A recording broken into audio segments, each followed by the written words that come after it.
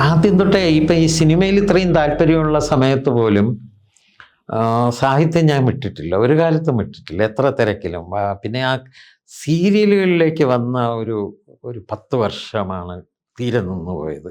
കാരണം അറിയാമല്ലോ, സീരിയലിൻ്റെ പ്രൊഡക്ഷൻ്റെ രീതികളും ഒക്കെ വെച്ചിട്ട് നമുക്ക് വായിക്കാനോ എഴുതാനോ ഉള്ള സമയം കിട്ടില്ല. അപ്പം വളരെ സക്സസ്ഫുള്ളായ സീരിയൽസ് ഞാൻ എടുത്തിട്ടുണ്ട്, സിനിമ പോലെയല്ല. ഞാൻ ചെയ്ത സീരിയൽസിൽ പലതിനും സ്റ്റേറ്റ് അവാർഡൊക്കെ കിട്ടി. ആദ്യത്തേതായിട്ടുള്ള ഒരിടത്തൊരിക്കൽ അതിന്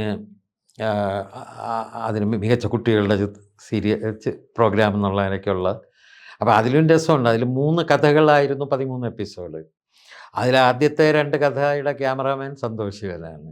അടുത്ത 5 എപ്പിസോഡിൻ്റെ ക്യാമറാമാൻ എസ് കുമാറാണ്. അടുത്ത 6 എപ്പിസോഡിൻ്റെ ക്യാമറാമാൻ അഴകപ്പനാണ്. ഇവരെല്ലാം പിന്നീട് എന്തായി എന്ന് ചിന്തിക്കുക. അപ്പം അത് കഴിഞ്ഞ് കഥാസംഗമം എടുക്കുന്നു. അതിൽ സ്പെഷ്യൽ ജൂറി അവാർഡ്, അതിൽ കഥ വന്ന ചിലർക്ക്. കോവിലന് ആ കാലത്തെ ആദ്യത്തെ അവാർഡ് കിട്ടുന്നത് ഇതിലെ കഥ, നിലവിളക്കെന്ന കഥയിൽ കഥാകൃത്ത് എന്നുള്ള നിലയിലാണ്. അപ്പം അങ്ങനെ സീരിയൽസ് ചെയ്ത ആ ഒരു കാലഘട്ടത്തിൽ മാത്രമാണ് എഴുത്തും വായനയും നിന്നുപോയത്. അപ്പോൾ അങ്ങനെ സീരിയൽസിൻ്റെ അവസാന കാലഘട്ടം ആയപ്പോഴേക്ക്, എൻ്റെ അവസാനത്തെ ഒരു വീക്ക്ലി സീരിയൽസാണല്ലോ ഞാൻ ചെയ്തൊക്കെ. അവസാനത്തെ വീക്ക്ലി സീരിയൽസ് എന്ന് പറയുന്നത് പ്രേയസി, താരാട്ട്. പ്രേയസി സൂര്യയിലും താരാട്ട് ഏഷ്യാനെറ്റിലുമായിരുന്നു. അത് ചെയ്തുകൊണ്ടിരിക്കുന്ന സമയത്ത് ഈ ഡെയിലി സോപ്പ് വരാൻ തുടങ്ങി. അപ്പോൾ ഡെയിലി സീരിയൽസ് വരുമ്പോഴേക്ക് വീക്ക്ലി സീരിയലിൻ്റെ പ്രസക്തി നഷ്ടപ്പെട്ടു.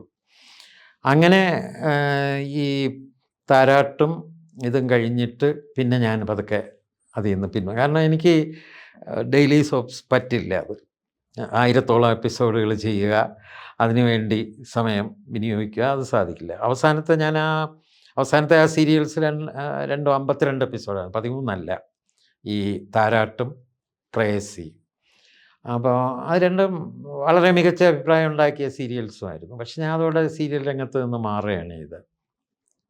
അങ്ങനെ മാറിക്കഴിഞ്ഞപ്പം വീണ്ടും എഴുത്ത് എന്തായാലും എന്നോടൊപ്പം എപ്പോഴും ഉണ്ടാവും എന്ന് തിരിച്ചറിഞ്ഞിട്ട് ഞാൻ ഈ ചെറുകഥ എഴുതിയിട്ടപ്പോഴേക്കും ഒരുപാട് കാലമായിരുന്നു. ചെറുകഥയൊക്കെ ഒന്ന് മറിച്ച് നോക്കി കഴിഞ്ഞിട്ട് എൻ്റെ അവസ്ഥയിലുള്ള ഒരാളെക്കുറിച്ചുള്ളൊരു കഥയാണ് പിന്നെ ആദ്യം എഴുതിയത്. ഉത്തരോത്തരം എന്നാണ് അതിൻ്റെ പേര്. കലാകൗമുദിയിൽ വന്ന കഥ. അതായത് ഉദ്യോഗസ്ഥനായിരുന്നപ്പം സാഹിത്യം മറന്നിട്ട് റിട്ടയർ ചെയ്ത് ഉടൻ തന്നെ ഒരു സാഹിത്യത്തിലേക്ക് കടക്കാൻ പോകുന്ന ആളിനുണ്ടാകുന്ന ആകുലതകളാണ് ഞാൻ ആ കഥയിൽ അവതരിപ്പിച്ചിരിക്കുന്നത്, ഉത്തരോത്തരം. അപ്പം പക്ഷേ 80s ഏറ്റവും കൂടുതൽ എഴുതിയതെന്ന് പറയാം. അന്നാണ് സാർത്ഥവാഹ സംഘം എന്ന് പറയുന്ന ഒരുപാട് അഭിനന്ദനങ്ങൾ എനിക്ക് കിട്ടിയ നോവൽ ഞാൻ എഴുതുന്നത്, ബഷീറിനെ കുറിച്ചുള്ള പുസ്തകം എഴുതുന്നത്, ഇതെല്ലാം എഴുതുന്നത്. അപ്പം എഴുത്തിൻ്റെ ഈ ഡിമാൻഡ് ഞാൻ അതിൽ നിന്ന് മാറി നിൽക്കുന്ന സമയത്തും ഉണ്ടായിരുന്നു. അതുകൊണ്ട് തന്നെ എനിക്ക് അവിടെ നിർത്തി വീണ്ടും എഴുത്തിലേക്ക് വരുമ്പം ഒട്ടും ഒരു ഇടർച്ച തോന്നിയില്ല.